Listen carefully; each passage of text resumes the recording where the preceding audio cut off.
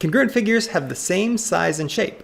When two figures are congruent, you can slide, flip, or turn one so that it fits exactly on the other one, as shown below. In this lesson, you'll learn how to determine if geometric figures are congruent.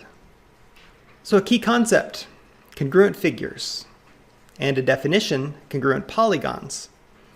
Congruent polygons have congruent corresponding parts. Their matching sides and angles are what we refer to as corresponding parts. When you name congruent polygons, you must list corresponding vertices in the same order. I think this example will be helpful.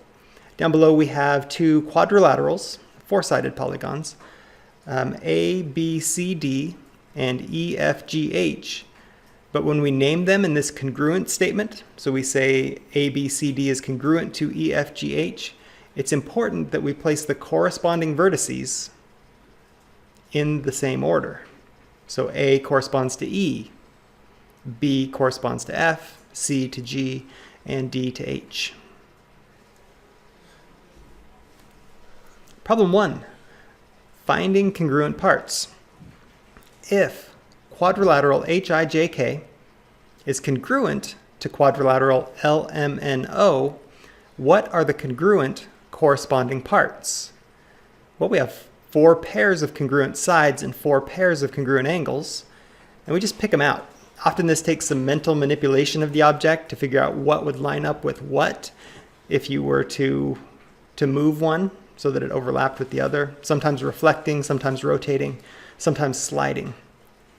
But side HI is congruent to side LM. Make sure you can see that. Side IJ congruent to side MN, side JK congruent to side NO, and side KH congruent to side OL. And then with the angles, it works similarly. Angle H is congruent to angle L, I to M, J to N, and H to L. Again,